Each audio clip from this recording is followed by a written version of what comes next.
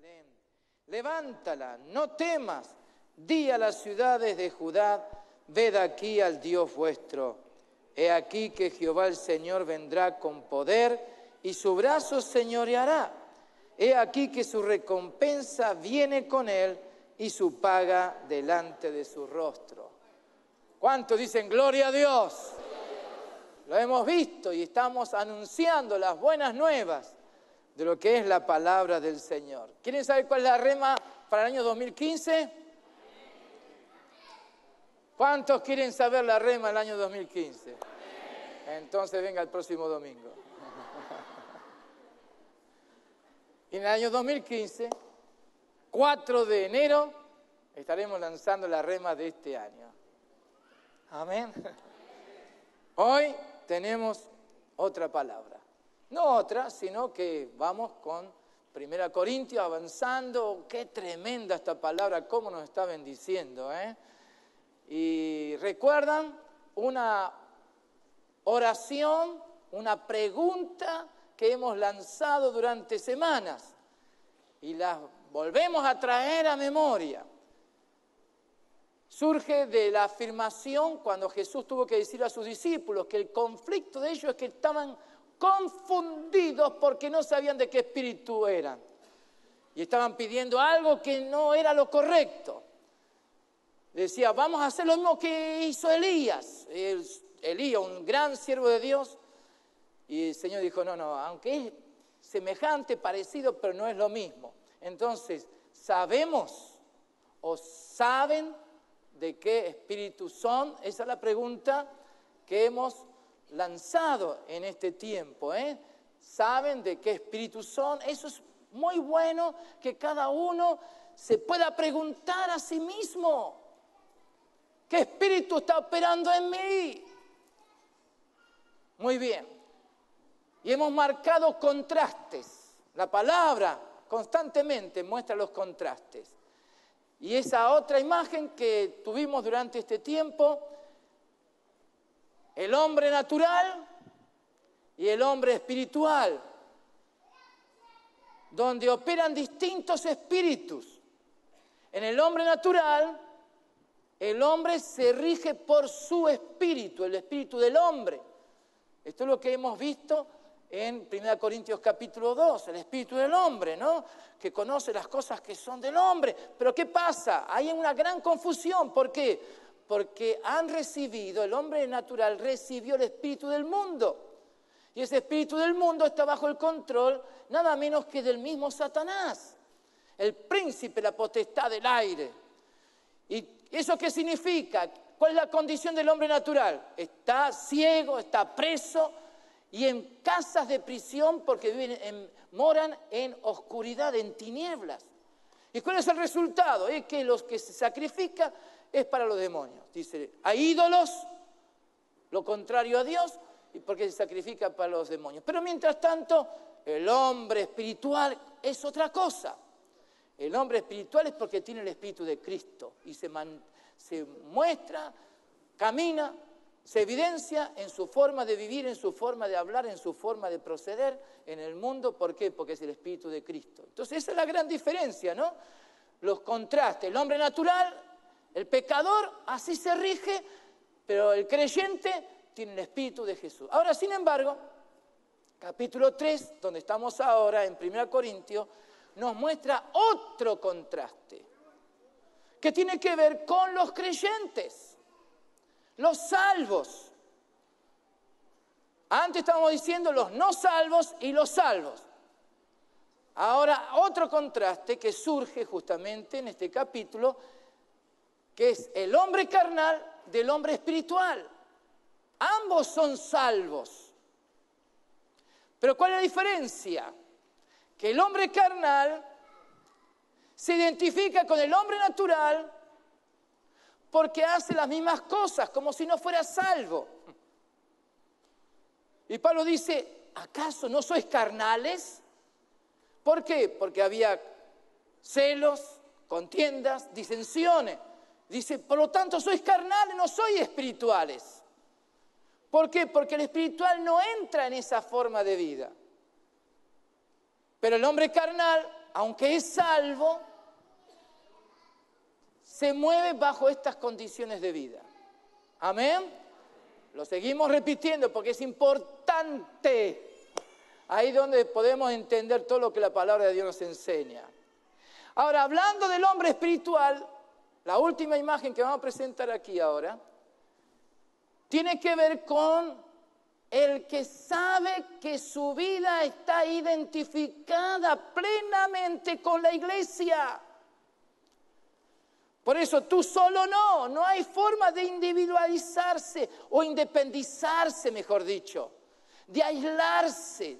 No hay forma, no hay manera. ¿Por qué? Porque hemos sido bautizados en un mismo cuerpo. El Espíritu del Hijo es que nos hace ser uno. Por eso la unidad es vital para la vida cristiana. Hablamos entonces de los 380 en el día de Pentecostés que no estaban presentes. Dios estaba manifestando, era el cumplimiento de las promesas, pero solo 120, los 500 que vino a Jesús a ascender a los cielos, solo 120 permanecieron unidos. Entonces, la vida de cuerpo es vital para la vida cristiana. Y si alguien se separa, se aísla, toma distancia, no se identifica, corre un gran peligro. Pero el hombre espiritual sabe que necesita de la vida de cuerpo, la iglesia de Jesucristo. Y por eso Pablo dice, nosotros somos colaboradores de Dios, no es que Dios es colaborador nuestro.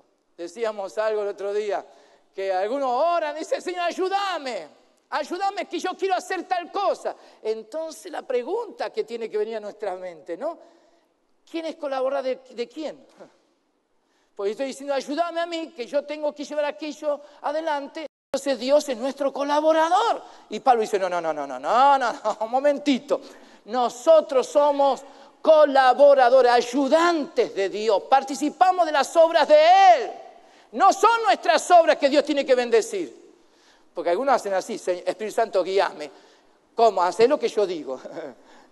Cómodo eso, ¿no? Es muy fácil, ¿no? Espíritu Santo, bendecirme las obras mías. Y Dios dice, pará, yo estoy ocupado en mis obras. Vení vos a ayudarme a mí. Vení a colaborar conmigo. Sé colaborador mío. Entonces ahí la vida cristiana cambia. Y qué lindo que somos colaboradores de Dios. ¿Por qué? Porque Dios tiene su labranza, que es la iglesia. Dios trabaja con la iglesia. Dios trabaja con el cuerpo. Jesucristo ministra lo suyo. Somos colaboradores de Él. Pero ¿quién es el que hace la obra? Él lo hace. Él hace las obras. ¿Vamos bien? Gloria a Dios. Entonces por eso ahora, y hay 7 preguntas que surgió. Tiene que ver, o escuchar, o pedir, preguntar, las 7 preguntas que surgieron de los versículos 6 al 9, el día jueves. 7 preguntas. Búsquenla, pregunten y van a encontrar. Que es muy importante para aquellos que quieran vivir como hombres espirituales. Pero vamos ahora a los versículos del capítulo 3 de 1 Corintios, capítulo 3, versículo 10 al 15. ¿Trajo su Biblia? ¿Trajo su Biblia? Muy bien. Porque uno tiene que leer. Hay algunos que tienen su tablet por ahí. Los perdonamos por hoy.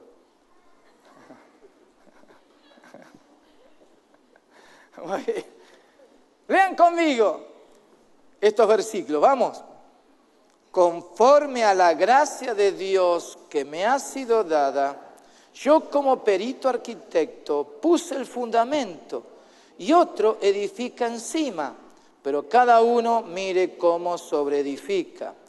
Porque nadie puede poner otro fundamento que el que está puesto, el cual es Jesucristo. Y si sobre este fundamento alguno edificare oro, plata, piedras preciosas, madera, heno, hojarasca, la obra de cada uno se hará manifiesta, porque el día la declarará, pues por el fuego será revelada. Y la obra de cada uno, cual sea, el fuego la probará. Si permaneciere la obra de alguno que sobreedificó, recibirá recompensa.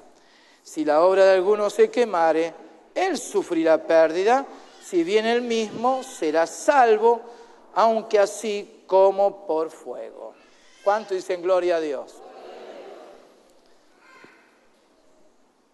Es interesante que el versículo 9, que ya hemos compartido anteriormente, la última parte dice, vosotros sois labranza de Dios, edificio de Dios. Dos imágenes, dos figuras. Labranza, que es tierra buena para ser labrada, que está en buenas condiciones, que puede recibir todo lo necesario para ¿qué? Para que de ahí salgan buenos frutos. Plantío de Jehová, árboles de justicia para la gloria de Dios. Pero a su vez, dice edificio, vosotros sois edificio de Dios. Entonces ya es otra imagen, tiene que ver con otra realidad, pero todo apunta a una misma verdad, lo que es la iglesia de Jesús. Y si usted presta atención, varias veces se repite edificio o sobreedificar, ¿no? Edificar, sobreedificar, la obra, son todas palabras que están involucradas unas con otras con la misma cosa. Es que tiene que ver con lo que dijo Jesús. Cuando Pedro dijo, tú eres el Cristo, el Hijo del Dios viviente, Jesús le dijo, muy bien, esto te lo reveló, no carne y sangre, sino mi Padre que está en los cielos, esto es asunto de revelación de Dios. Y entonces dijo, Pedro, quiero que también sepas que yo edificaré mi iglesia. Entonces, porque Jesús es el Mesías, el enviado de Dios, vino con una misión. ¿Cuál misión? Edificar su iglesia. Por eso Pablo utiliza la palabra edificio de Dios, porque Jesús vino a edificar su iglesia. Pedro habla de que somos piedras vivas del templo, somos casa espiritual de Dios. Ahora es muy interesante que la palabra edificar ya de por sí habla de algo importante. Esta palabra edificar significa construir un edificio o cualquier otra cubierta para albergar personas. Entonces la palabra edificar ya está dándonos un panorama de lo que significa. Algo que se construye, un edificio, otra obra cubierta para albergar personas. Eso es lo que dice nuestro diccionario. A su vez, cuando se habla edificio, somos edificio de Dios. Déjeme decir el significado para entender claramente de lo que estamos hablando. Construcción de grandes dimensiones fabricada con piedras, ladrillos y materiales resistentes, que está destinada a servir de vivienda o de espacio para el desarrollo de una actividad humana. Eso es lo que dice nuestro diccionario, construcción con distintos elementos, ¿no? Ahora, esto es lo que comúnmente se entiende. Ahora, con respecto a la iglesia, eso es lo que somos. Dios está trabajando con nosotros. Somos una construcción. ¿Para qué? Para albergar la presencia de Dios. Somos templo de Dios. Qué tremendo, ¿no? Ahora, la iglesia es espiritual. La iglesia está siendo edificada con Jesús, con personas. Por eso la expresión de Pedro me gusta, y recién lo mencioné, piedras vivas. Porque Jesús a su vez es la piedra viva. Así que es interesante, ¿no?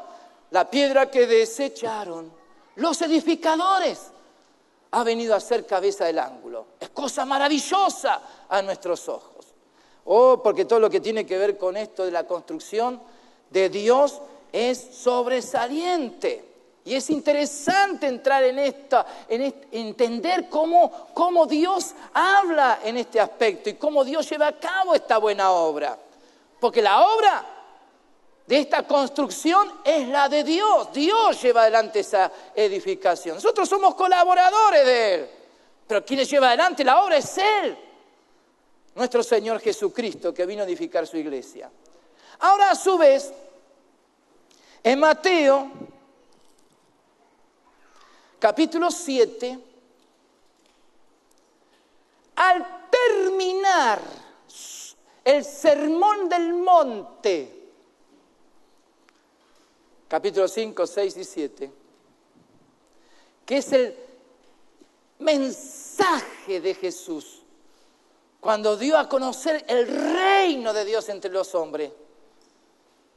Y cosa que trae cambios tremendos, porque comienza el sermón hablando de las bienaventuranzas. Bienaventurado, bienaventurado, bienaventurado, que es mucho más que ser feliz. La palabra feliz abarca algo temporal, pero cuando Jesús utiliza la palabra bienaventurado, es que entra en la dimensión del espíritu. Es eterno, es algo sobresaliente. Ahora, cuando Jesús termina de presentar el reino de Dios, Él utiliza la imagen también de dos cimientos. Tiene que ver con construcción. Y si ustedes prestan atención, en el capítulo 7, versículo 24, entonces esto nos va a ayudar a entender más todavía la naturaleza de este edificio de Dios. Jesús dijo: cualquiera pues que me oye estas palabras, las palabras del reino, lo que significa Dios entre los hombres, cualquiera que me oye estas palabras y las hace, le compararé a un hombre prudente que edificó su casa sobre la roca. Descendió lluvia y vinieron ríos y soplaron vientos y golpearon contra aquella casa y no cayó, porque estaba fundada sobre la roca. Pero cualquiera que me oye estas palabras y no las hace, le compararé a un hombre insensato que edificó su casa sobre la arena. Y descendió lluvia, y vinieron ríos, y soplaron vientos, y dieron con ímpetu contra aquella casa, y cayó. Y fue grande su ruina. Cuando terminó Jesús estas palabras, la gente se admiraba de su doctrina, porque les enseñaba como quien tiene autoridad y no como los escribas. Interesante. Otra vez los contrastes. Como hemos dicho, Dios trabaja con los absolutos. Una cosa distinta a la otra, y que se oponen entre sí, y son diferentes. Y no hay un punto intermedio, como hemos dicho, y lo seguiremos repitiendo para ayudar. No hay grises en Dios. Blanco o negro, pero no hay grises. El relativismo fue invento del hombre para tratar de acercar los opuestos y conciliar ambos. Y tratar de encontrar una posición intermedia, como para acomodarse a dos posiciones distintas. Y no es así, en Dios no es posible. Entonces Jesús habla de dos personas distintas. Por un lado, el insensato, y por otro lado, el sabio, el entendido, bien inteligente. ¿Y por qué esa diferencia? Y porque edificaron sobre distintos fundamentos. Ahora, ¿cuál es el fundamento? ¿Qué es lo que le da sentido al fundamento? Las palabras de Jesús. El que oye mis palabras, dijo Jesús, y las hace, o sea, vive conforme al poder de la palabra, ese edifica sobre la roca. Mas el que oye mis palabras y no se somete, no se sujeta, no vive, no avanza andanza conforme a mis palabras, ese es el hombre insensato que edifica sobre la arena. Por eso la gente se admiraba de su doctrina, porque tenía que ver con doctrina. No estaba hablando de aquellos que habían ido a la montaña y edificar su casa en la montaña, y el otro beduino, nómade, que fue allá al desierto y edificó allá sobre la arena. No está hablando de esas dos gentes, no está hablando de cultura, no está hablando de nacionalidad, no está hablando de costumbres. Está hablando de lo que es el reino de Dios. Hola. Entonces la palabra es lo que marca si alguien es sabio o es insensato. ¿Por qué? Porque se va a ver en los resultados, se va a ver en lo que va a acontecer más adelante, en lo que va a suceder más allá. Gloria a Dios. Edificar es una acción, es una obra, es hacer. Pero ¿sobre qué base? Eso es lo importante de la palabra de Dios. Ahora, todo lo que uno hace tiene diseño, sea como sea, ¿no? Aprendido o no aprendido, hay algo natural en el hombre que dice, voy a hacer de esta manera. Siempre hay un diseño de por medio que demanda esfuerzo y sacrificio. Por supuesto, no se hacen las cosas de un día para otro. La vida cristiana victoriosa no es pasiva o que permanece en un estado de total quietud e inerte. No, no pasa nada, no pasa nada. No. La vida cristiana victoriosa demanda ser activo, pero sobre la verdad de Dios. Porque el otro también es activo. Pero hay un aspecto que se dejó de lado, que eso, la palabra habla de incredulidad y hasta de rebeldía. Por eso Pablo dice que el Evangelio es poder de Dios. Es poder de Dios, el Evangelio. El mensaje que trajo Jesús, lo que Jesús predicó, lo que Jesús enseñó. Ese Evangelio es poder de Dios, que trae vida, trae salvación, libertad, liberación del mal. Es el Evangelio, no son las ganas. Hay mucha gente que se mueve por ganas, por iniciativa propia, quieren hacer y hacer y hacer. El que quiso hacer su casa se esforzó también, se sacrificó, pero sobre algo que no le dio sentido. Y eso es lo que la palabra viene a enseñarnos ahora en este pasaje. Porque hasta aquí es la introducción. Porque vamos a ver lo que dice aquí, en el versículo 10. Pablo, que viene hablando de la naturaleza del hombre espiritual, pero también del hombre carnal. Él, como hombre espiritual, hace referencia directamente a la gracia de Dios.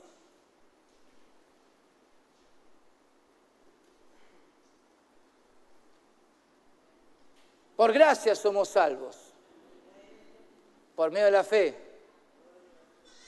Y esto es don de Dios, no por obras, para que nadie se gloríe, dice la palabra. Entonces la gracia de Dios es lo que Dios nos ha dado en la persona del Hijo. El Hijo lleno de gracia y de verdad. Tener a Jesús es tener la gracia de Dios. Ahora, ¿qué es lo que interviene para que esa gracia opere? Porque eso es lo que Dios lleva adelante. Son sus obras, la fe. Y aún la fe es un regalo de Dios, como hemos dicho tantas veces. ¿Por qué? Porque la fe tiene dueño, tiene quien creó la fe. Jesús es el autor y consumador de la fe. Entonces, tener a Jesús es que la fe nos mueve. Es la fe a la cual fuimos obedientes que habilita la gracia de Dios. Si no hay fe, no se puede agradar a Dios. Y sin fe es pecado. Todo lo que no proviene de fe es pecado. Y entonces, si la fe no No somos obedientes a la fe.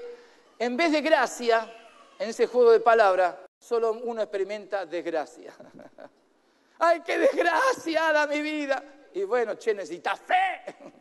Necesitas que la gracia opere en ti. Deja la gracia y vas a ver qué distinta que es la vida. Entonces Pablo está diciendo, conforme a la gracia, conforme a la gracia de Dios que me fue dada, que me ha sido dada. Entonces Pablo está reconociendo algo, que no nació de él, no fue algo inherente a su naturaleza, no es algo que surgió en él por simple ganas de hacer algo, de ser alguien en la vida. No es que él dijo, a ver qué puedo hacer ahora. No, la gracia que le fue dada, me ha sido dada. ¡Qué tremendo! Y si recordamos bien la historia de Saulo de Tarso, sabemos muy bien que Saulo era un hombre que respiraba muerte. Un hombre que perseguía a la iglesia, a los creyentes, que le hizo tanto daño a la iglesia. Pero un día Jesús se presentó. Jesús le habló. Saulo de Tarso dijo, ¿qué quieres que haga? Se sometió totalmente a aquel a quien estaba persiguiendo y que estaba dando cosas contra el aguijón. Y es ahí donde Jesús le dijo, yo quiero esto. Y entonces lo llamó, le dijo, yo quiero que hagas algo. Y le encomendó una tarea. Le dio una misión. Qué tremendo, todo en el momento de la conversión. Todo en el mismo tiempo cuando se encontró con Jesús.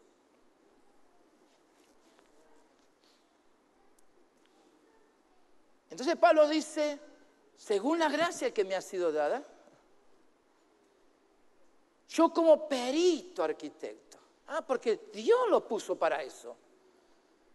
No es que él dijo, voy a estudiar, voy a prepararme, voy a hacer esto, voy a hacer aquello, para hacer algo en la vida. No. Según la gracia, Dios lo ubicó en ese papel. Y mire, cuando él dice perito, esta expresión habla de experto o entendido en determinada materia. Experto o entendido en determinada materia, ¿no? O sea, Pablo dice, por la gracia de Dios, que me ha sido dada. Yo como perito arquitecto, especializado, preparado por Él, por la gracia. Eso es lo que hace la gracia. Ahora, todo tenía que ver con el misterio y la piedad. Dios revelado en carne. En eso se especializó Pablo. O mejor dicho, la gracia lo preparó, lo capacitó, lo hizo entendido. Ustedes pueden ir a Efesios 3, ahí está hablando cómo él, habiendo sido de los pecadores el más grande, él recibió revelación, Dios le enseñó, le habló, le mostró, le indicó y le dijo, esto es lo que quiero que hables, esto quiero que aclares, esto quiero que enseñes. Entonces, Dios le dio a él una tarea. Por eso, las epístolas de Pablo llenan nuestro Nuevo Testamento. Por eso las epístolas de Pablo son las que marcan cómo es el Evangelio de Cristo, cómo opera. Jesús vino y presentó su Evangelio. ¿Pero qué se necesitaba? Mayor luz, claridad con respecto a la doctrina de Cristo. Y ahí estuvo el apóstol Pablo. Y es muy interesante, aún lo que dice Pedro de Pablo. Porque recordamos que Pedro es uno de los 12 apóstoles. Pero tenemos el testimonio de Pedro, segunda Pedro, lo que dice Pedro inclusive de Pablo. Esto es muy interesante. Vengan conmigo, segunda Pedro capítulo 3. Podemos leer desde el versículo 13 al 16. O quizás hasta el final. Miren qué dice. Pero nosotros esperamos, según sus promesas, las promesas de Jesús. ¿Qué esperamos? Cielos nuevos y tierra nueva, en los cuales mora la justicia. Por lo cual, oh amados, estando en espera de estas cosas, ¡oh, qué revelación! ¡Qué tremenda esperanza de los creyentes! En espera de estas cosas, procurad con diligencia ser hallados por Él sin mancha e irreprensibles en paz. Entonces está marcando algo el apóstol Pablo, ¿no? El apóstol Pedro. Dice, tenemos esta esperanza, pero hay que cuidar bien la vida cristiana. ¿Para qué? Para ser hallados por Él cuando Él venga a buscar a su iglesia, sin contaminación, sin mancha, irreprensible, o sea, sin nada que lo condene, en paz. Y tened entendido que la paciencia, entonces Pedro está diciendo, hay una paciencia, la paciencia de Dios. Tened entendido que la paciencia de nuestro Señor es para. Por eso Dios es muy paciente con nosotros. Si no hubiera ya caído fuego, no hubiera consumido. Pero Dios es paciente. ¿Para qué? Para salvación. ¿Por qué? Porque Él quiere que gocemos de esos cielos nuevos y tierra nueva, que entremos en esta esperanza bendita de lo que está por delante. Como también, y acá viene lo que estábamos diciendo, como también nuestro amado hermano Pablo, como perito arquitecto, según la sabiduría que le ha sido dada, os ha escrito. O sea, Pablo, obediente en la misión, en lo que el Señor le encargó, porque Dios lo llamó, lo escogió, lo puso y lo envió. Según la sabiduría que le ha sido dada, os ha escrito. Entonces tenemos aquí las epístolas del apóstol Pablo. Una de ellas es 1 Corintios. Entre las cuales, y miren, lo dice el mismo Pedro, que fue discípulo, que caminó sobre las aguas. El mismo Pedro, que dio testimonio de quién era Jesús, el primero, en ese aspecto.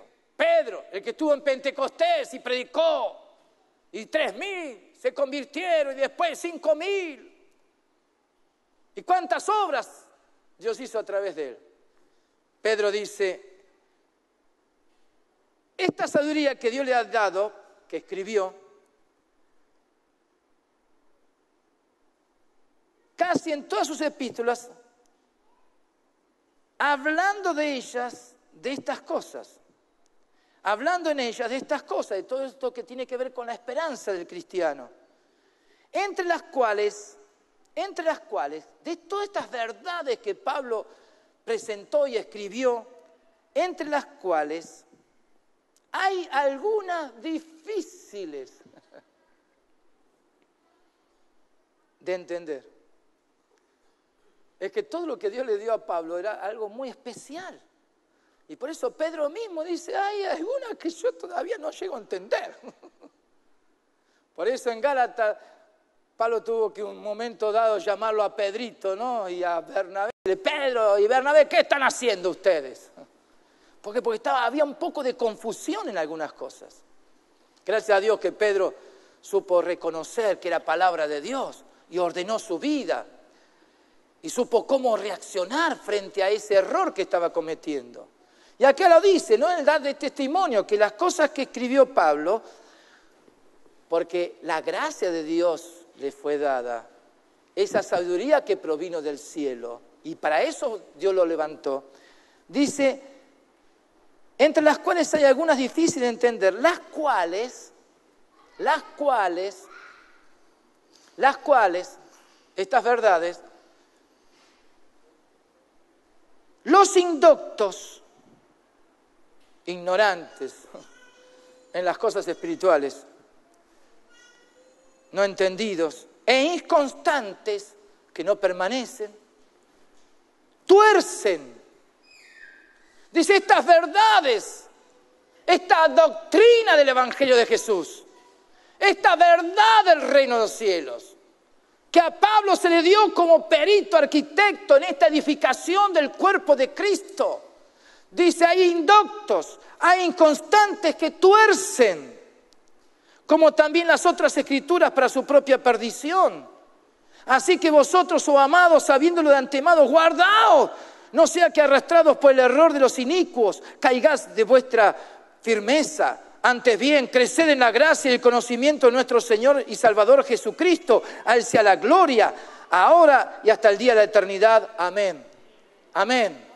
Ahora, ¿qué está queriendo decir? Que tuercen.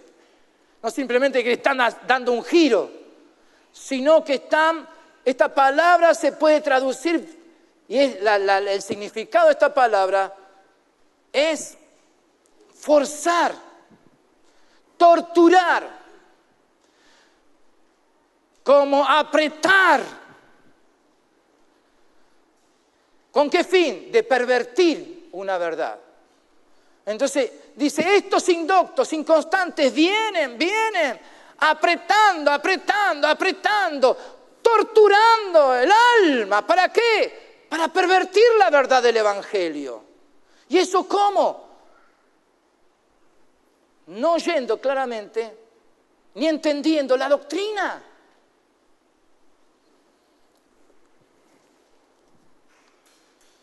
Ahora Pablo está diciendo, si algo he podido dar, ha sido por la gracia de Dios. Él me puso para este fin. No es asunto de inteligencia, no es asunto de sabiduría humana. Lo hemos visto en el capítulo 2. Yo fui temblando frente a vosotros. No hablé con palabras persuasivas de humana sabiduría. Vine con un mensaje. Él me puso, Él me capacitó para esto. Porque es la gracia de Dios operando en mí. Y esa es la verdad de la doctrina que estamos viendo en estos capítulos y donde Pablo le habla a la iglesia de Corinto. ¿Para qué? Para que oigan, para que reciban esta palabra, porque si ellos eran obedientes a la palabra, y es lo que pasó con la iglesia, más tarde hubo un cambio total en la iglesia. ¿Por qué? Porque la palabra la oyeron y anduvieron conforme a esa palabra. De acuerdo a la sana doctrina, los creyentes tienen que sobreedificar. Esta acción tiene que ser bien observada. Por eso Pablo dice, conforme a la gracia de Dios que me ha sido dada, yo como perito arquitecto puse el fundamento. Y otro edifica encima. Pero cada uno, mire cómo sobreedifica. Cada uno. Entonces está diciendo, esto yo lo estoy dando de parte de Dios, pero cada uno tiene que ser sabio. Tiene que saber y poner sus ojos. O sea, está queriendo decir Pablo, poner el ojo en lo que se está oyendo, en lo que se está mirando, en esta palabra, con esta doctrina de Jesucristo. Hay que poner el ojo ahí. ¿Para qué? Para que la palabra pueda ser oída. Y esa palabra abre los ojos para ver como Él ve. Y abre nuestros labios para poder hablar como Él habla. ¿Cuánto dicen gloria a Dios por eso? Entonces ese es el milagro del Evangelio.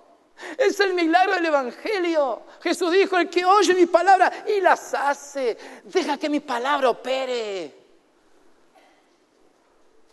El fundamento es uno solo. Y dice, nadie puede poner otro fundamento que el que está puesto. El que está puesto es Jesús. Yo puse a Jesucristo como fundamento de la iglesia. ¿Cuántos dicen amén? Oh, ese fundamento que los edificadores anteriormente desecharon, pero que ahora estaba siendo afirmado en la iglesia de Jesús. ¿Qué dice el versículo 12 y 13? Y sobre este fundamento Algunos edificare, y hay 3 y 3. Son 6 elementos que Pablo utiliza acá, ¿no? Otro contraste, ¿no? Que dice oro, plata, piedras preciosas. ¿Qué es lo que tienen en común, el común denominador de estos 3 elementos? Son perennes, ¿no? Son duraderos.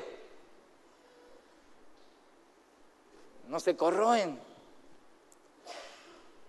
A través del tiempo uno lo puede tener, ¿no?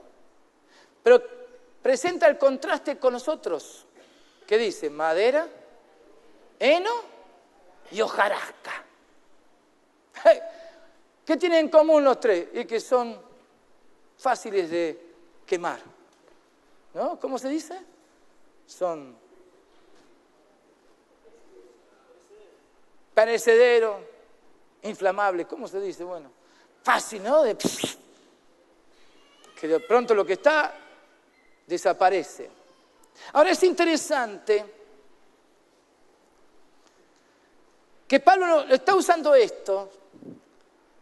No está diciendo, bueno, el que levanta la casa con oro. Estamos fritos nosotros.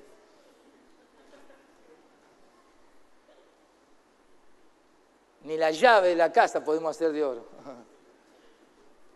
Y plata, y por ahí nomás. Y piedras preciosas, como son, dirán de algunos. No está hablando de los elementos que se utilizan, materiales. Les voy a dar una definición muy interesante de un escritor, un comentarista de las Biblias. No está hablando de lo que se puede utilizar en esta tierra. Entonces le doy esta definición con respecto a esta palabra. Cuando habla de hojarasca, dice capa de una espiga, paja o rastrojo, se usa metafóricamente del efecto de la más indigna forma de doctrina carente de provecho en la vida y conducta de aquellos en una iglesia que son objetos de tal enseñanza. Personas que quedan asociadas a estas doctrinas en forma concreta. Muy interesante lo que está diciendo este hombre, que cuando Pablo está usando estas figuras y estos materiales, y cuando especialmente habla de madera, heno y hojarasca, y en hojarasca especialmente, está hablando de doctrina. Por eso,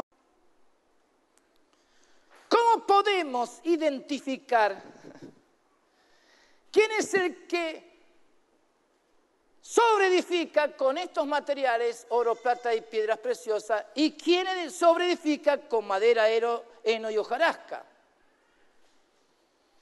¿Qué es lo que determina la calidad, la naturaleza de estos elementos?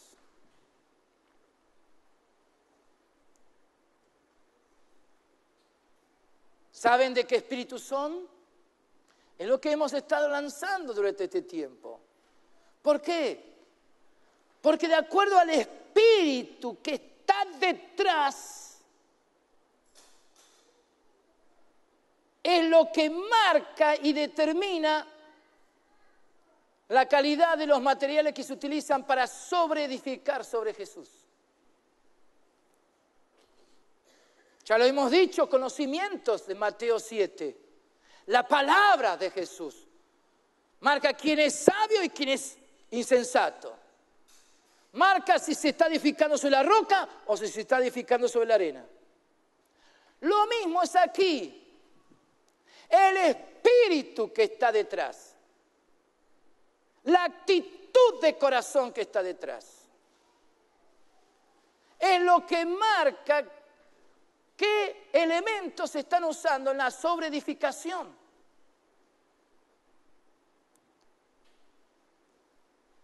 Por eso, el Espíritu del Hijo, los que son guiados por el Espíritu del Hijo, los que viven en el poder del Espíritu del Hijo, son los espirituales.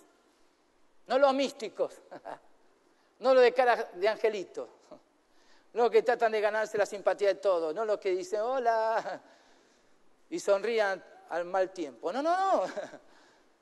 Los espirituales son los que son regidos por el Espíritu del Hijo. Entonces, ¿qué significa esto? Que a estos Dios les ha revelado las cosas que Él ha preparado en su eternidad para los que le aman. A estos que tienen el Espíritu del Hijo les ha sido revelado qué cosas Dios les ha concedido para este tiempo. Y pueden discernir las cosas. ¿Por qué? Porque tienen la mente de Cristo. Pero los otros que hacen y ponen énfasis en hacer.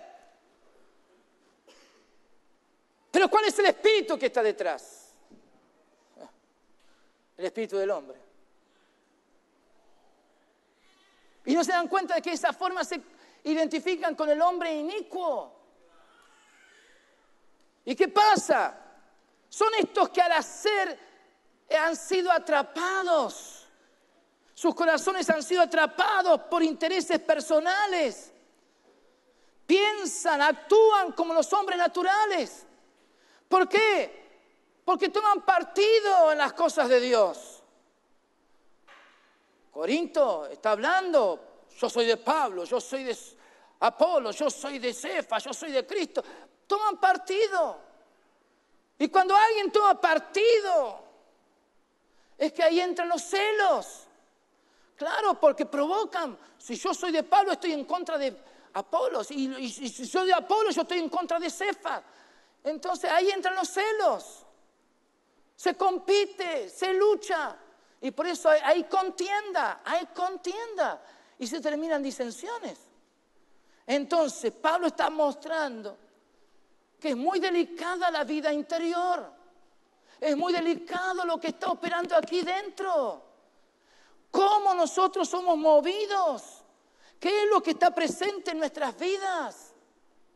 Si dejamos de lado la palabra, si no le prestamos atención, si no oímos claramente la palabra para que nos abra los ojos, para oír claramente la voz de Dios, vamos a edificar sobre la arena. Y significa que inclusive los materiales que vamos a estar usando van a ser materiales que se van a descomponer rápidamente. No va a durar eso. Entonces hay que ver cómo sobreedificamos. Pero los que prestan atención a la palabra, los que dejan que la palabra opere, Señor, hacelo vos en mí, tu Espíritu Santo me guíe.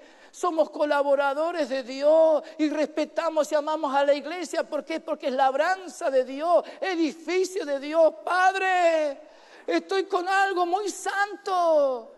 Estoy con algo que es muy importante. Está en el corazón de Dios. No podemos hacer uso de la iglesia a nuestro antojo. No podemos comportarnos como nosotros queremos. No podemos competir con otros grupos. No estamos para hacer diferencias con nadie. Ni estamos para defendernos. Ni contrarrestar, ni confrontar a los demás. Ni para aislarnos. Estamos para avanzar conforme a la obra de Jesús. ¿Cuánto dicen gloria a Dios? ¿Por qué? Porque ahí está la sabiduría. Ahí de pronto uno se encuentra, ¡ey! No sabía que había oro acá. No sabía que Dios ha puesto en mis manos plata y piedras preciosas. Oh, no sabía que podía estar edificando algo tan importante y valioso.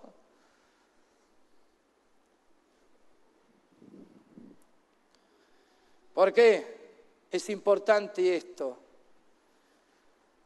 Porque el día, dice Pablo, el día, ¿cuál día? El día del Señor. Quizás acá todo parezca ser igual, pero hay grandes diferencias. Mire, alguien puede estar predicando la misma cosa. Alguien puede estar liderando en el mismo lugar. Alguien puede estar haciendo los mismos hechos, pero uno está edificando con oro, plata y piedras preciosas. El otro está edificando con madera, heno y hojarasca. Ahora, a los ojos naturales, todo va bien. Hasta podemos ser vistos y ser todos iguales. Un creyente puede pasar desapercibido en lo que hace, en la tarea que realiza. Hay dos que pueden entrar acá a hacer limpieza. Ambos hacen la misma cosa, utilizan los mismos elementos de limpieza. Dejan todo ordenadito como para que la iglesia disfrute y pueda estar en la presencia de Dios en un lugar decente y pulcro. Alguien puede salir a la calle junto con otro, uno predica al vecino, al otro vecino, pero ambos no son iguales, son distintos. No porque uno usa corbata y el otro no. No porque uno es, bueno, ¿cuántos ejemplos podríamos dar? Sino por lo que hay detrás. Puede haber dos cantando, cantan la misma canción, tocan el mismo instrumento. Hasta uno quizás puede sobresalir con su voz y su melodía y atrapar la atención de muchos, pero si no tiene palabra, si no vive en la sana doctrina, si no se ha limpiado su corazón, es madera, es heno, es hojarasca. ¿Y qué dice la palabra? Que cada uno mire cómo se edifica. ¿Por qué? Porque el día la declarará. Vendrá el día. ¡Ja! ¡El día! ¿De qué me habla día? De que no hay noche, no hay oscuridad, no hay tiniebla. Día que todo es cristalino, transparente, todo es visible. Dice que el día del Señor, en ese día cuando Él venga, ¿qué va a pasar? Lo declarará. ¿Y qué va a pasar ahí? El fuego. Y fuego habla de juicio. Y hermanos, separó. Para la iglesia de Jesús hay un juicio. El tribunal de Cristo. No es el tribunal del trono blanco que para los impíos, para perdición y en el fuego eterno. Sino que habrá un día cuando Jesús vendrá. Y ahí entonces el fuego. ¿Qué va a ser el fuego? Este fuego, dice, será revelada, será ante la presencia de Dios. Este que pareció tener un éxito tremendo, se sintió un hombre más importante y reconocido. Dice, el fuego revelará lo que hubo en él. Y el fuego lo probará. A ver, va a decir Dios, a ver todos tus hechos, todo lo que hiciste, a ver cómo cantaste, a ver qué hiciste, lo que hiciste en la iglesia, lo que hiciste en medio de mi pueblo, a ver si resiste el fuego. Y si hubo madera, heno y hojarasca, ¿qué va a pasar? ¿El fuego qué hará? ¡Ay, no me quemes mi ranchito! Van a decir algunos, ¿por qué, Señor? Yo tenía grabado ahí mi nombre, yo era aplaudido. ¿Cómo? No quedó nada. Eso lo vamos a ver enseguida. Pero ¿qué va a pasar con el otro? El día del Señor. El fuego vendrá y mostrará, revelará. Y sus obras serán probadas. Y ustedes saben muy bien que con el fuego el oro se purifica más. Se hace más puro, ¿no? Más valioso. ¿Por qué? Porque el fuego perfecciona el metal y hace que sean de mayor valor. Entonces, las obras que se hacen conforme al Espíritu de Cristo van a cobrar mayor fuerza, mayor... ¡Ey, Señor, no sabía que había tanto aquí! ¿Por qué? Porque relucirá más, reflejará más gloria. Se verá y el Señor estará aplaudiendo y diciendo, bien, buen siervo y fiel. ¡Ey! Sobre poco fuiste fiel, pero sobre mucho te pondré. Vení conmigo, entremos en el gozo de tu Señor. ¿Cuántos quieren eso? Yo lo quiero. Bien. ¿Qué dice el versículo 14 y 15? Si permaneciera la obra de alguno que sobreedificó, si permaneciera la obra de alguno que sobreedificó, ¿por qué? Porque usó oro, plata, piedras preciosas. Hay algunos que tienen una mirada tan corta, lo único que les interesa es el presente. Mientras yo esté bien acá, ningún problema, ¿eh? Mientras que yo solucione mis problemas económicos, no puedo pagar la luz, pero mientras la pague, Señor, ayúdame a pagar la luz. Mientras yo cancele mis deudas y viva tranquilo y tenga mi pasar, mientras yo tenga mi casa, un buen techo, que no se me llueva cuando hay tormenta, que mis hijos no pasen frío en el invierno ni calor en el verano y tengan comida y que yo les pueda presentar ahí la leche del día. Está todo bien. Algunos que tienen una mirada muy corta. Se esfuerzan con un sentimiento muy egoísta.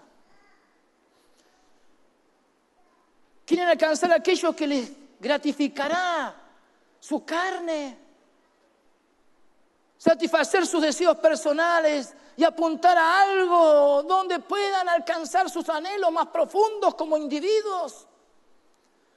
Pero hermano, vivir la vida mirando las cosas que se ven es peligroso. Los que así se conducen, los que viven el presente y nada más.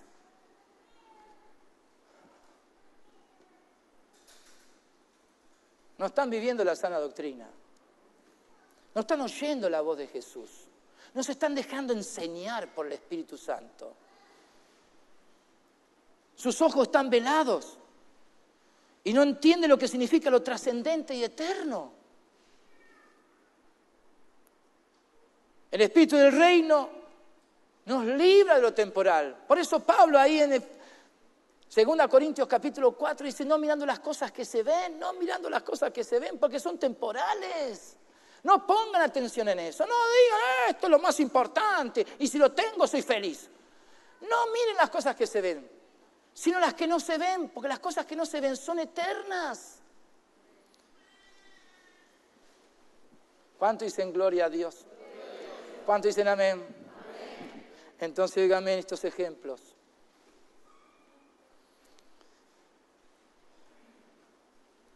En 1 Samuel, capítulo 6,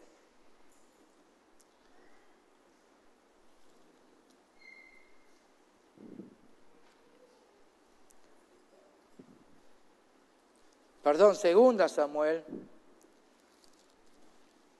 o 1 Samuel, ¿dónde estoy?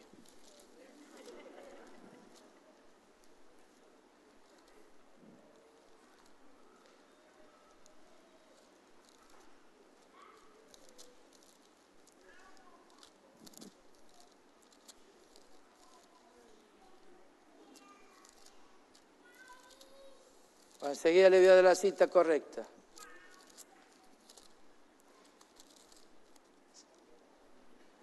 Segunda Samuel, estaba bien, capítulo 6.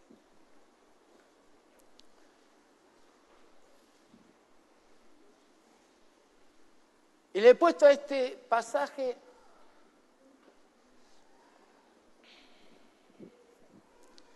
cuando un creyente tiene problemas maritales,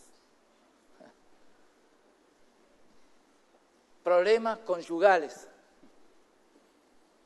problemas de matrimonio.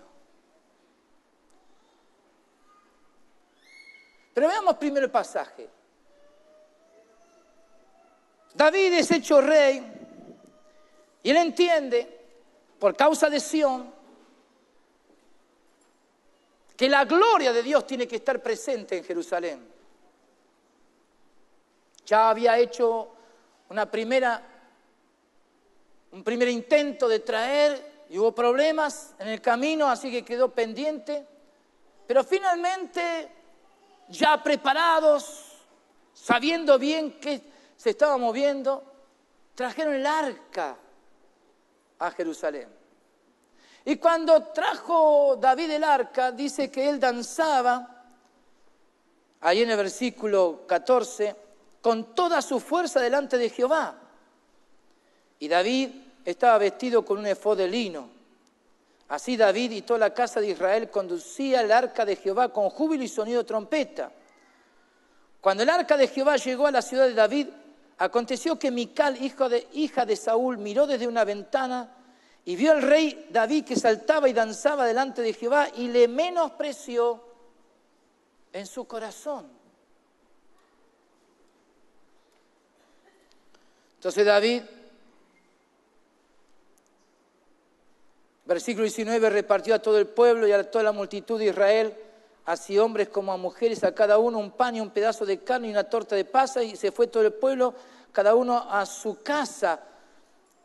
Volvió luego David para bendecir su casa, porque había bendecido a todo el pueblo, David como rey. Pero ¿qué pasó? Cuando llegó a su casa, ahí estaba Mical, y saliendo Mical a recibir a David, dice el versículo 20, dijo, cuán honrado ha quedado hoy el rey de Israel, descubriéndose hoy delante de las criadas de sus siervos, como se descubre sin decoros un cualquiera. ¿Qué había en estas palabras? Reproche, rechazo, menosprecio en su corazón hacia su esposo David.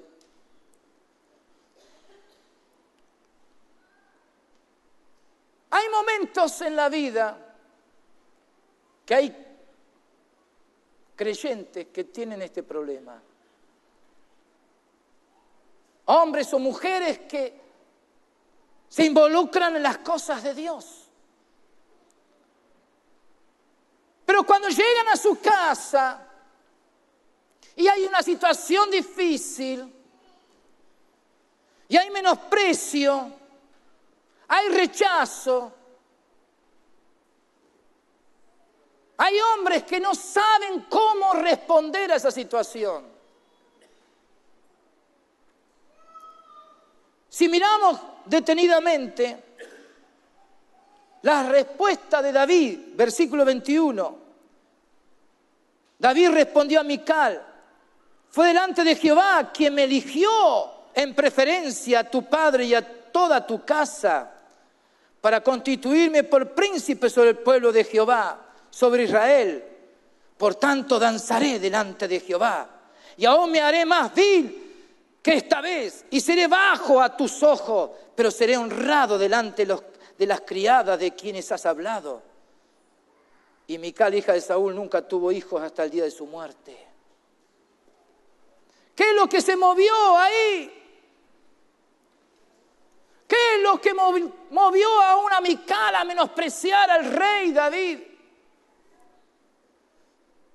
La Biblia lo habla en Zacarías, capítulo 10, versículo 2. La Biblia habla de terafines. Y el significado de terafines son dioses domésticos. Dioses domésticos. ¿Qué significa eso? Demonios domésticos, demonios de la casa. ¿Qué es lo que se movió en el corazón de Mical? Que David hace resaltar. No era que ella se sentía dolida porque su padre había dejado de ser rey, había muerto ya, por supuesto. No es que tenía nostalgia de ser la casa de Saúl, la casa del rey. Ella era la esposa del rey David. Lo que se movió en el corazón de Mical fue un espíritu inmundo. Fue lo que movió a Saúl para dejar a Dios y aún con intenciones de hacer daño y matar a David. Uno tiene que discernir. No se puede entender que hombres de Dios, porque de pronto en su casa tienen dificultades, dejan todo, abandonan todo. ¿Qué te pasó si estabas tan contento? Es que mi esposa me maltrató. Y por eso dejas entonces de venir a la iglesia, por eso dejas tu lugar de trabajo. Por eso, no se puede entender que matrimonios, por causa de esos conflictos en su casa, conflictos conyugales, maritales, dejan todo, abandonan todo, se postran al fracaso y dan lugar a un espíritu inmundo que los saca del propósito de Dios. ¿Qué dijo David? Todo lo contrario, me voy a meter más todavía. Si es necesario, voy a danzar más que antes. Danzaré delante de Jehová, me gozaré en la presencia de Dios. Me haré más vil a tus ojos, no me importa. Si me dice que soy fanático, que lo único que me falta es llevar la cama, me llevaré la cama y el ropero si es necesario. Pero voy a servir a Dios con todo el corazón. En un tiempo decíamos, cuando venía una hermana, mi esposo me prohíbe venir a la iglesia. Entonces decía, bueno, si tu esposo te prohíbe, no venga, ¿qué vas a hacer? No. Falsa doctrina. Aprendimos la lección. Si querés hacerle bien a tu esposo, si querés bendecir a tu esposo, vení a la iglesia. Pero no permite, vení a la iglesia. No es rebeldía, no es desobediencia, es obedecer a Dios, que está por encima. Yo me alegré con los que me decían, a la casa de Jehová iremos. Hola. No puedo entender que haya hombres y mujeres porque tienen problemas en la casa que bajen su nivel de servicio, que ya se les perdió la sonrisa, que ya vienen medio como...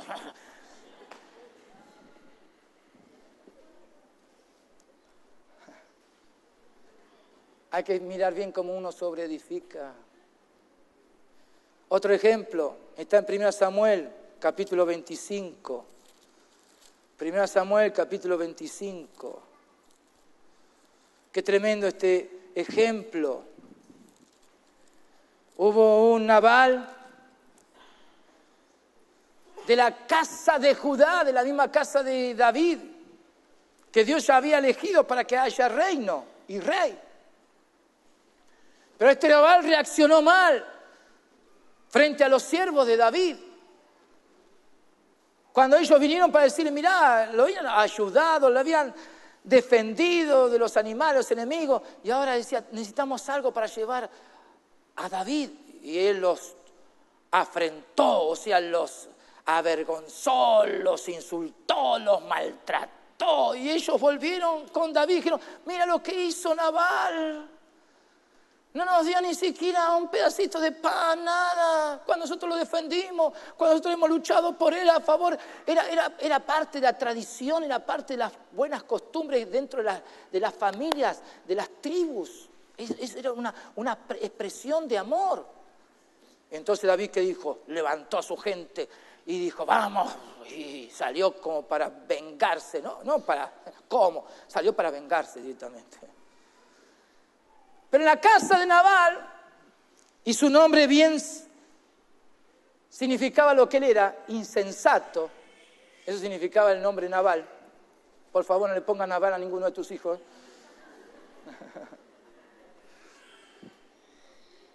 Había una Abigail. Pero esta Abigail no se quedó de brazos cruzados diciendo, bueno, es problema de mi esposo. Él no quiere ir a la iglesia. Él es uno que maltrata a todo el mundo. Y bueno, yo me tengo que resignar a esta situación. No, Abigail. ¿Qué hizo Abigail? Bendita mujer de Dios. Dispuso toda su casa y sus siervos para preservar la vida de David. Tenía visión de reino, y fue a David y dijo, por favor, y se puso delante de su cabalgadura para que no siguiera adelante. Dijo, por favor, aquí estoy, yo soy tu sierva, pero no hagas nada que el día de mañana te afecte en tu reino. No hagas nada que el día de mañana te dañe y no puedas ser un buen rey, por favor. Tenía visión de reino. Me sorprende la vida de Abigail. ¿Y saben qué dijo David? En este capítulo 25, versículo 32. Dijo David a Abigail, bendito sea Jehová Dios de Israel, que te envió para que hoy me encontrases. Y bendito sea tu razonamiento y bendita tú que me has estorbado hoy de ir a derramar sangre y a vengarme por mi propia mano. Porque vive Jehová Dios de Israel que me ha defendido de hacerte mal, que si no te hubieras dado prisa en venir a mi encuentro, de aquí a mañana no le hubiera quedado con vida a Nabal ni un varón. Y recibió David de su mano lo que le había traído y le dijo, sube en paz a tu casa y mira que he oído tu voz, te he tenido respeto. No puedo entender, porque mujeres tienen un esposo quizás en esas condiciones, tristemente, no tienen por qué tenerlo tampoco, no lo busquen. Pero no puedo entender que mujeres, por causa de que sus maridos son cabezones, sus maridos son demasiado observadores, que juzgan, que critican, que murmuran, que por causa de que sus maridos están en un nivel muy triste y que hay que orar para que salgan de esa posición, ellas también bajen su nivel. No lo puedo entender.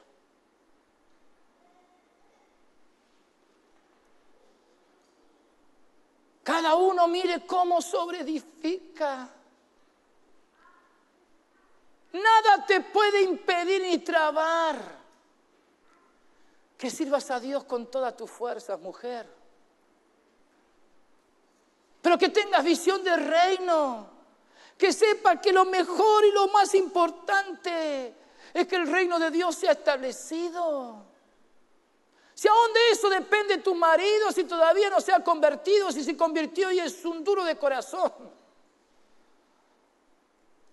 Pero tu vida puede ser un instrumento de tanta bendición para tu casa y dar ejemplo a tu familia. No puedo entender que hay quienes se acostumbran a un ritmo de vida cristiana. Vienen como para fichar, como decimos, ¿no? Aquí estoy. Entran y salen de la misma manera. Hombres y mujeres que no se comprometen, que no se integran, que no participan del reino, de la vida de iglesia, más se mantienen a un costadito. Cuando las cosas son importantes, cuando estamos proyectándonos a algo tan grande y donde Dios va a juzgar nuestras vidas. Dios va a ver, ¿qué hicimos con esta salvación tan grande? Les doy el último ejemplo. En 1 Samuel capítulo 24, todavía David no había sido hecho rey, por supuesto. Todavía Saúl seguía en el reino. Saúl era el malo. Demonios operaban en Saúl. Ya lo había querido traspasar con su lanza varias veces. Había buscado por todos los medios de matarlo a David. Era un hombre que respiraba amenazas y muerte. En el capítulo 24 tenemos a un Saúl que eligió 3.000 de los mejores soldados para ir a donde sabía que David estaba allá en las montañas para tratar de cazarlo y matarlo. Ustedes pueden leer todo el pasaje acá, no me da el tiempo para relatarlo. Pero ese Saúl de pronto entró a una cueva sin darse cuenta que estaba David con sus hombres. Y los hombres de David le dijeron, mira, David, ahora sí, Dios te había dicho, es palabra de Dios. Y era palabra de Dios. Que Dios te iba a poner en tus manos a tu enemigo. Y que iba a hacer con tu enemigo lo que quisieras. Así que estaba ahí Saúl, podía ir David y matarlo y ya está. Hubiera ahorrado muchos años, ya que tenía la unción de rey, podía haber sido rey rápidamente. Sin embargo, el espíritu que tenía David lo perturbó de tal manera cuando fue y cortó solamente el borde del manto de Saúl, que había dejado a un costado. Y volvió, retrocedió, dijo, no, ¿cómo voy a poner mi mano sobre el ungido de Jehová?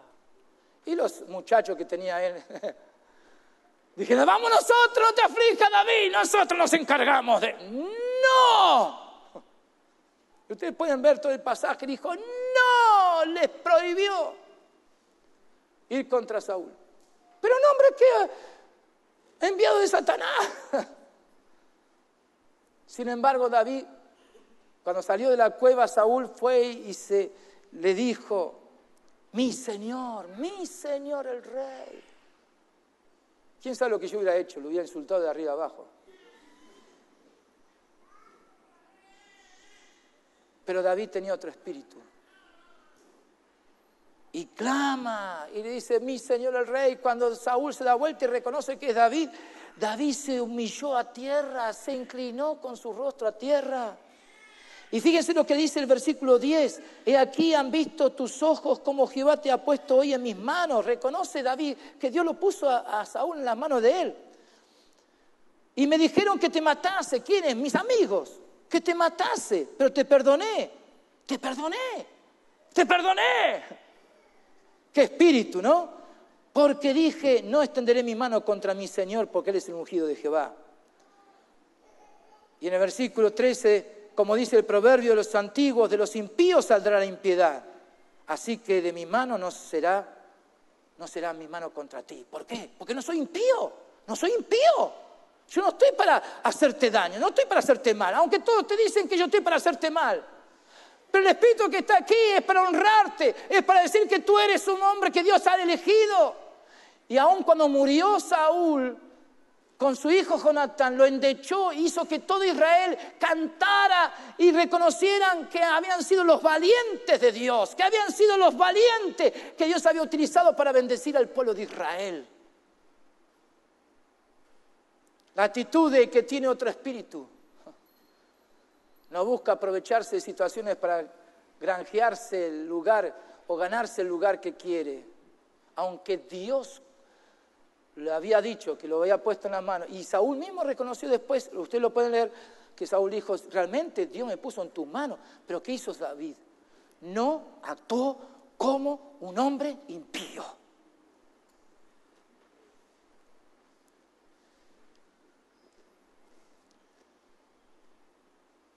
Unas personas, unos líderes, un líder que salió de la iglesia, se fue. Me llamó por teléfono y me dijo, no, vos no sos más mi pastor. Me colgó. Uno de los que estaban con él, un obrero, vino a hablarme y enojado estaba. Y me increpó ahí, me habló y ¿no? No me decía nada lindo, ¿no? Y ya tan fuerte la manera como me enfrentó, que en un momento dado le dije, está bien, si yo soy Saúl, si me estás viendo como un Saúl, ¿vos qué papel cumpliste? ¿Sos David? ¿Sos David? Porque David, habiendo recibido lo que recibió de Saúl, lo perdonó, le buscó hacerle bien, lo honró, lo valoró, no habló mal, lo favoreció, se puso a favor de Israel y defendió al pueblo de Israel en contra de sus enemigos. ¿Cuál es tu papel frente a esta situación? Si vos me estás poniendo el papel de Saúl, ¿vos qué papel estás cumpliendo? No puedo entender, hermanos, que personas que se sienten afectados, agraviados, maltratados y cuántas cosas más, responden de la misma manera. Jesús cuando enseñó en el Sermón del Monte, el reino, dijo, habéis oído, ojo por ojo, diente por diente. Pero yo os digo. Y ahí en Jesús, las leyes del reino, donde Jesús dice, no resistáis al que es malo, en el versículo 39 del capítulo 6. Antes a cualquiera que te hiera en la mejilla derecha, vuélvele también la otra. Y al que quiera ponerte a pleito y quitarte la túnica, déjale también la capa. Y a cualquiera que te obligue a llevar carga por 1 milla, ve con él 2. Al que te pida, dale. Y al que quiera tomar de ti prestado, no se lo rehuses.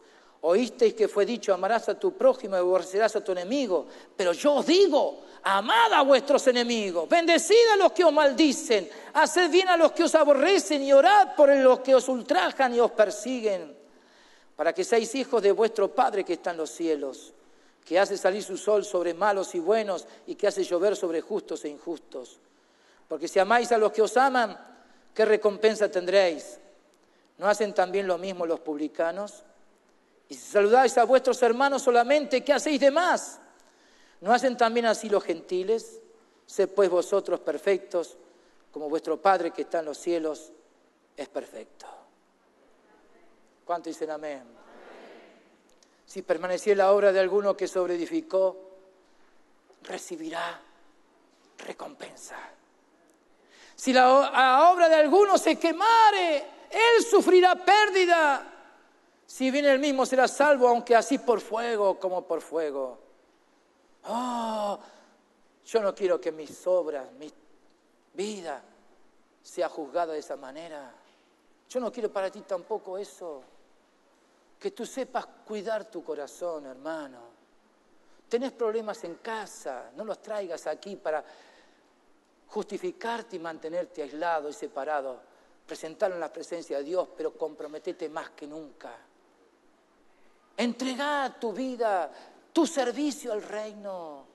Busca el bien, busca el reino de Dios en primer lugar, que las demás cosas vendrán solas por añadidura. Pero no dejes que tu corazón sea afectado y dañado porque sentís que hay quienes están buscando de llevarte a enfrentar a otro, que están tratando de levantar un oponente a tu vida o que te están maltratando a ti. Que tú sepas bien qué hacer frente a cada situación. ¿Cuánto dicen gloria a Dios? Que todos sepamos cómo conducirnos en la casa del Señor. Con un corazón limpio, un corazón entregado, un corazón rendido a Jesús. Porque la santidad conviene en la casa del Señor. Póngase de pie.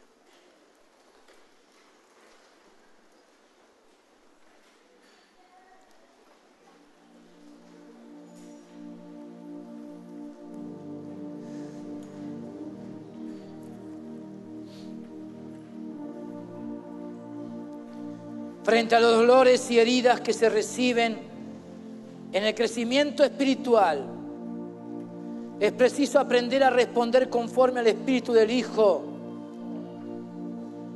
Los carnales pierden el gozo del Señor, se cierran y no se dan. No pueden mantenerse en comunión con sus aparentes oponentes y evitan servir juntos. Pero los espirituales, si bien no están exentos de problemas, rechazos y hasta maltratos, no se dejan atrapar por sus sentimientos heridos para responder desde el alma. Para eso son espirituales, para que el Espíritu de Cristo opere en ellos. Levanta tus manos al cielo.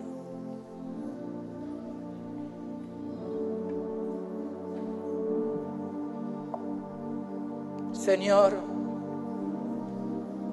esta salvación tan grande, porque es grande, sobrepasa nuestro propio entendimiento. Ser salvos es ser hijos. Ser salvos es ser parte de la familia de Dios.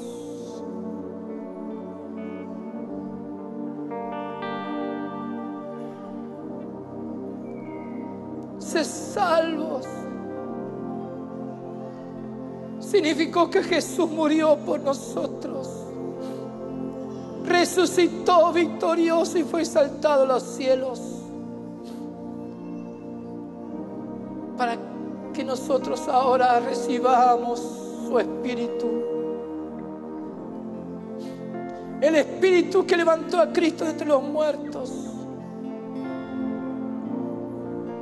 Es el Espíritu que mora en nosotros. Es grande.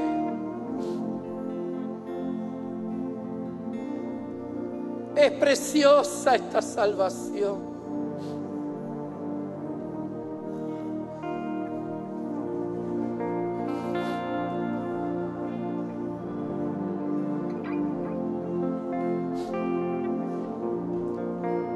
Tu palabra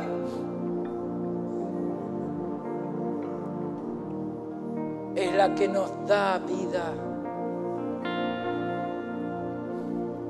Oír tu palabra y dejar que opere es gracia de Dios.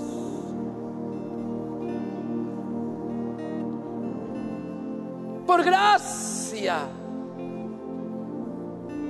nos has dado lo que tenemos. Lo hemos recibido de ti. Señor, enséñanos a sobreedificar correctamente.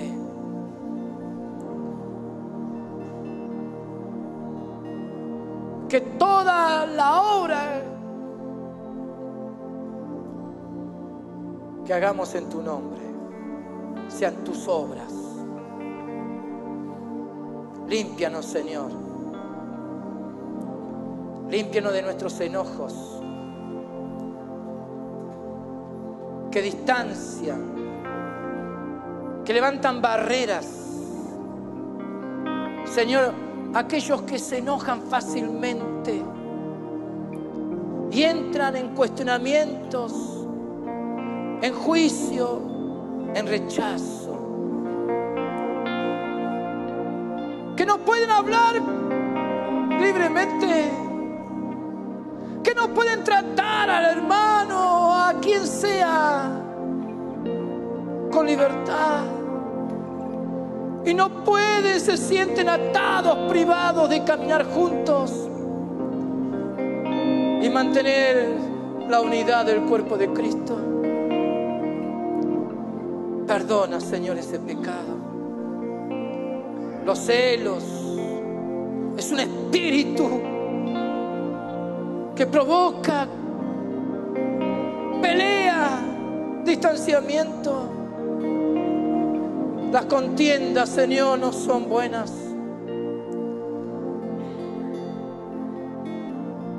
Padre, venga tu reino. Venga tu reino. Venga tu reino. Que aprendamos de ti, Señor, a ser mansos y humildes de corazón. Porque allí encontramos descanso para nuestras almas. Es fácil tu yugo, es ligera tu carga, Señor. No es complicado. Señor, estamos ya a pocos días para terminar una etapa, un año más. Que lo terminemos con la paz y la bendición de lo alto. Que no digamos como tantos dicen año nuevo, vida nueva, dependiendo de sus mejor disposición y buena voluntad. Aquí no interviene la buena voluntad, aquí interviene la fe. Es creer que sí, sí, sí, porque tú lo has estado diciendo, las primeras cosas se cumplieron. He aquí yo anuncio cosas nuevas y antes de que salgan a luz yo las haré notorias. Y tú los has dicho, Señor, estamos viviendo lo nuevo. Queremos lo mejor de ti, Señor. Pero ayúdanos a despojarnos de nuestro yo, Señor. Ayúdanos a tener visión de reino. Ayúdanos, Señor, como iglesia, a ser solícitos en guardar la unidad del Espíritu en el vínculo de la paz.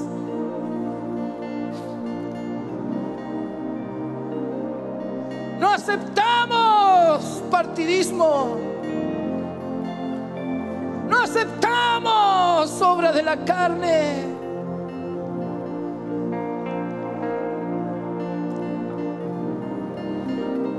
Queremos sobreedificar bien, Señor. Nos interesa hacer tu voluntad y esperar recompensa, Señor. Es saludable, es bueno. saber que tú nos vas a recompensar. Pero no queremos sufrir pérdida, Señor. No queremos sufrir pérdida. No queremos que nadie sufra pérdida.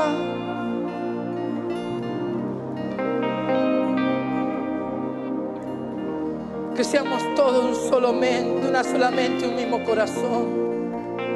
Como la iglesia en Pentecostés, todos unánimes juntos.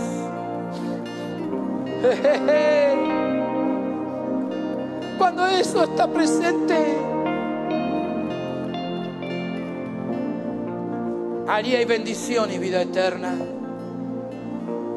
Lo queremos, Señor, lo queremos.